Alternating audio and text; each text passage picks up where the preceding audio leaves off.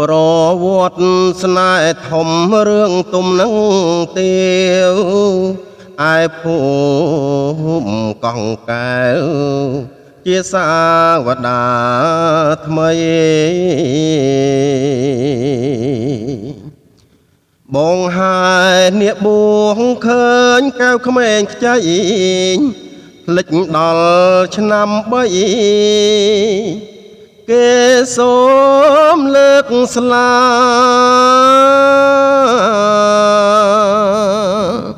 កែវឈ្មោះដូចកង់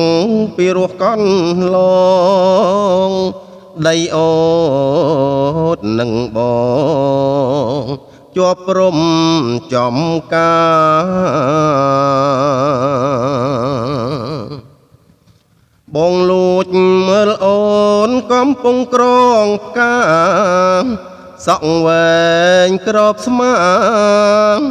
ខ្ញុំភាំងស្មារតី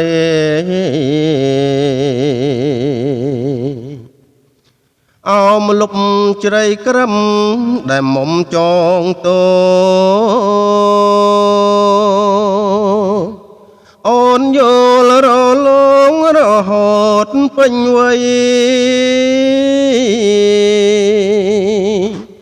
ក្មេងច្រូតស្មៅកោះច្រៀងរឿងកែវស្រីអ្នកភូមិផងល្បីថាអូនស្រស់ណាស់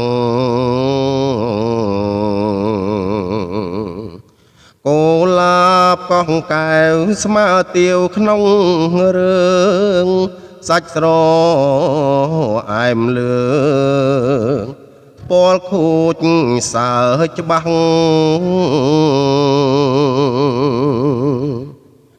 ចំការកែវធំបងសុំប្រវាស់កែវហើយកុំខ្មាស់